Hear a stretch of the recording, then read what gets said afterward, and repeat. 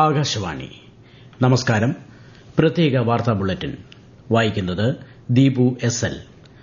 വികസിത രാഷ്ട്രം എന്ന ലക്ഷ്യം കൈവരിക്കാൻ ജനങ്ങൾ ഒറ്റക്കെട്ടായി പ്രവർത്തിക്കണമെന്ന് പ്രധാനമന്ത്രി നരേന്ദ്രമോദി. ഗുജറാത്തിലെ സൂറത്തിൽ 18,800 കോടി രൂപയുടെ വികസന പദ്ധതികൾക്ക് പ്രധാനമന്ത്രി തുടക്കം കുറിച്ചു. ലോകം ക്രമേണ ഒരു ഹരിത ഭാവിയിലേക്ക് പ്രയാണം ചെയ്യുകയാണെന്നും ഇന്ത്യ ഇതിന് വലിയ സംഭാവന നൽകുന്നുണ്ടെന്നും പ്രധാനമന്ത്രി പറഞ്ഞു. ഡാമനിൽ 2,970 കോടി രൂപയുടെ വിവിധ പദ്ധതികളുടെ ഉദ്ഘാടനവും തറക്കല്ലിടലും പ്രധാനമന്ത്രി അല്പസമയത്തിനകം നിർവഹിക്കും. ലക്ഷദ്വീപുമായി ബന്ധപ്പെട്ട 885 കോടി രൂപയുടെ പദ്ധതികൾക്കും ചടങ്ങിൽ തുടക്കമാകും. ഡൽഹി മാളവ്യ നഗറിലുണ്ടായ തീപിടുത്തത്തിൽ 13 വിദേശ പൌരന്മാർക്ക് ജീവൻ നഷ്ടപ്പെട്ടതായി വിദേശകാര്യ മന്ത്രാലയ വക്താവ് രൺധീർ ജയ്സ്വാൾ.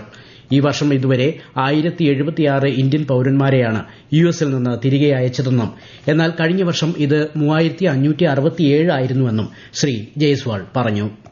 ഓപ്പറേഷൻ സിന്ദൂറുമായി ബന്ധപ്പെട്ട് ലഫ്റ്റനന്റ് ജനറൽ ദേവേന്ദ്ര ശർമ്മയുടേതെന്ന തരത്തിൽ സാമൂഹ്യ മാധ്യമങ്ങളിൽ പ്രചരിക്കുന്ന വീഡിയോ വ്യാജമാണെന്ന് പ്രസ് ഇൻഫർമേഷൻ ബ്യൂറോയുടെ വസ്തുതാ പരിശോധനാ വിഭാഗം. പൊതുജനങ്ങളെ തെറ്റിദ്ധരിപ്പിക്കുന്നതിനായി സൃഷ്ടിച്ച AI നിർമ്മിത വീഡിയോ പങ്കിടരുതെന്നും PIB അഭ്യർത്ഥിച്ചു. കേരളത്തിൽ കാലവർഷം ശക്തമായി. വടക്കൻ കേരളത്തിൽ അതിതീവ്ര മഴയ്ക്ക് സാധ്യത. എറണാകുളം മുതൽ കാസർഗോഡ് വരെയുള്ള 8 ജില്ലകളിൽ ഇന്ന് ഓറഞ്ച് ജാഗ്രത പ്രഖ്യാപിച്ചു. മറ്റെല്ലാ ജില്ലകളിലും മഞ്ഞ ജാഗ്രതയാണ്. നാളെ മലപ്പുറം, കോഴിക്കോട്, വയനാട്, കണ്ണൂർ, കാസർഗോഡ് ജില്ലകളിൽ ചുവപ്പ് ജാഗ്രത നൽകിയിട്ടുണ്ട്. പത്തനംതിട്ട, കോട്ടയം, ഇടുക്കി, എറണാകുളം, തൃശൂർ, പാലക്കാട് ജില്ലകളിൽ നാളെ ഓറഞ്ച് ജാഗ്രതയും തിരുവനന്തപുരം, കൊല്ലം, ആലപ്പുഴ ജില്ലകളിൽ മഞ്ഞ ജാഗ്രതയുമാണ്. മറ്റന്നാളും മലപ്പുറം, കോഴിക്കോട്, വയനാട് ജില്ലകളിൽ ചുവപ്പ് ജാഗ്രതയാണ്. ശക്തമായ കാറ്റും മോശം കാലാവസ്ഥയും കണക്കിലെടുത്ത് കേരളം, കർണാടക, ലക്ഷദ്വീപ് തീരങ്ങളിൽ ചൊവ്വാഴ്ച വരെ മത്സ്യബന്ധനത്തിന് വിലക്കേർപ്പെടുത്തി.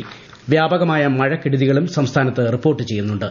മരങ്ങൾ വീണ് വിവിധ ജില്ലകളിൽ വീടുകൾക്ക് നാശനഷ്ടമുണ്ടായി. അതിശക്തമായ മഴയ്ക്കുള്ള സാധ്യത കണക്കിലെടുത്ത് കോഴിക്കോട്, വയനാട്, കണ്ണൂർ, കാസർഗോഡ് ജില്ലകളിലെ പ്രൊഫഷണൽ കോളേജുകൾ ഉൾപ്പെടെയുള്ള എല്ലാ വിദ്യാഭ്യാസ സ്ഥാപനങ്ങൾക്കും ജില്ലാ കളക്ടർമാർ നാളെ അവധി പ്രഖ്യാപിച്ചു. റെസിഡൻഷ്യൽ സ്കൂളുകൾക്ക് അവധി ബാധകമല്ല.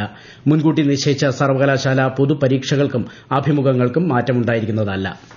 വയനാട്ടിൽ റെഡ് അലർട്ട് പ്രഖ്യാപിച്ച സാഹചര്യത്തിൽ മേപ്പാടി ഗ്രാമപഞ്ചായത്തിൽ പ്രത്യേക ജാഗ്രതാ നിർദ്ദേശം. നാളെ മറ്റന്നാളും ഗ്രാമപഞ്ചായത്ത് പരിധിയിൽ വിനോദസഞ്ചാര കേന്ദ്രങ്ങൾ തുറക്കാൻ പാടില്ല. റിസോർട്ടുകൾ, ഹോം സ്റ്റേ ഉൾപ്പെടെ പ്രവർത്തിക്കരുതെന്നും നിർദ്ദേശമുണ്ട്. ജില്ലയിലെ എല്ലാ ക്വാറികളുടെ പ്രവർത്തനവും മണ്ണ് നീക്കലും നിർത്തിവയ്ക്കാനും നിർദ്ദേശം. കനത്ത മഴയെ തുടർന്ന് കാസർഗോഡ് ജില്ലയിലെ കാഞ്ഞങ്ങാട് ഹോസ്ദുർഗ് UBMC സ്കൂളിന് സമീപമുള്ള വലിയ മതിൽ ഇന്ന് ഉച്ചയോടെ തകർന്നു. അപകട സമയത്ത് പരിസരവാസികൾ പ്രദേശത്ത് ഇല്ലാതിരുന്നതിനാൽ വൻ ദുരന്തം ഒഴിവായി. കോഴിക്കോട് നഗരത്തിൽ ശക്തമായ മഴ. വിവിധയിടങ്ങളിൽ വെള്ളക്കെട്ട് രൂപപ്പെട്ടു. ബീച്ച് റോഡിലാണ് വെള്ളക്കെട്ട് രൂക്ഷം. വീശിയടിച്ച കാറ്റിൽ കടകളുടെ മേൽക്കൂരയ്ക്ക് കേടുപാടുകൾ സംഭവിച്ചു. പലയിടങ്ങളിലും വൈദ്യുതി തടസ്സവും നേരിടുന്നുണ്ട്. ചിന്താവളപ്പ് ജംഗ്ഷന് സമീപം റോഡിലേക്ക് മരം വീണെങ്കിലും ആളപായമുണ്ടായില്ല. ജലനിരപ്പ് ഉയർന്നതിനെ തുടർന്ന് കരമനയാറ്റിലെ വെള്ളൈക്കടവ് സ്റ്റേഷൻ ഭാഗത്തും മണിമലയാറ്റിലെ കല്ലൂപ്പാറ മേഖലയിലും കേന്ദ്ര ജല കമ്മീഷൻ പ്രളയ സാധ്യതാ മുന്നറിയിപ്പ് നൽകി. ഈ നദികളിൽ ഇറങ്ങരുതെന്ന് നിർദ്ദേശം നൽകിയിരിക്കുന്ന സാഹചര്യത്തിൽ ജനങ്ങൾ ജാഗ്രത പാലിക്കണമെന്ന് മുന്നറിയിപ്പിൽ പറയുന്നു. ഓപ്പറേഷൻ തൂഫാനിലൂടെ മയക്കുമരുന്നിനെതിരെ ശക്തമായ നടപടികൾ സ്വീകരിക്കുമെന്ന് ആഭ്യന്തരമന്ത്രി രമേശ് ചെന്നിത്തല. മയക്കുമരുന്ന് ശൃംഖലയുടെ ഉറവിടം കണ്ടെത്താൻ കർശന പരിശോധന തുടരും. ഇതിനായി പ്രത്യേക ഇന്റലിജൻസ് സംഘത്തെ നിയോഗിച്ചതായും അദ്ദേഹം വാർത്താ സമ്മേളനത്തിൽ പറഞ്ഞു. ഇത് സംബന്ധിച്ച രഹസ്യ വിവരങ്ങൾ നൽകുന്നവരുടെ സ്വകാര്യത സംരക്ഷിക്കുമെന്നും മന്ത്രി ഉറപ്പ് നൽകി. മനുഷ്യ വന്യജീവി സംഘർഷം ഫലപ്രദമായി നിയന്ത്രിക്കുന്നതിന് വനം വകുപ്പ് 100 ദിന കർമ്മ പരിപാടി നടപ്പിലാക്കുമെന്ന് മന്ത്രി ഷിബു ബേബി ജോൺ. സംസ്ഥാനത്ത് നിലവിലുള്ള 2000 കിലോമീറ്റർ സൌരോർജ്ജ വേലി പൂർണ്ണ പ്രവർത്തനക്ഷമമാക്കുന്നതിനോടൊപ്പം 100 കിലോമീറ്റർ പുതിയ സൌരോർജ്ജ വേലി 100 ദിവസത്തിനുള്ളിൽ സ്ഥാപിക്കുമെന്നും മന്ത്രി തിരുവനന്തപുരത്ത് പറഞ്ഞു. എറണാകുളം മലയിടംതുരത്തിലെ പര്യത്തുകാവ് ഭൂമി തർക്കത്തിൽ ജൂൺ 16-നകം പരിഹാരമുണ്ടാകുമെന്ന് മന്ത്രി റോജി എം ജോൺ.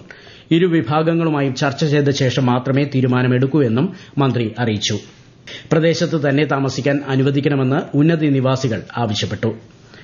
സംസ്ഥാനത്ത് പൾസ് പോളിയോ ഇമ്മ്യൂണൈസേഷൻ ഈ മാസം 28-ന് 5 വയസ്സുവരെയുള്ള 19.8 ലക്ഷം കുഞ്ഞുങ്ങൾക്ക് പോളിയോ തുള്ളിമരുന്ന് നൽകും. പരിപാടിയുടെ ക്രമീകരണങ്ങൾ പൂർത്തിയായതായും എല്ലാ കുഞ്ഞുങ്ങൾക്കും തുള്ളിമരുന്ന് നൽകാൻ മാതാപിതാക്കൾ ശ്രദ്ധിക്കണമെന്നും ആരോഗ്യമന്ത്രി കെ മുരളീധരൻ അഭ്യർത്ഥിച്ചു.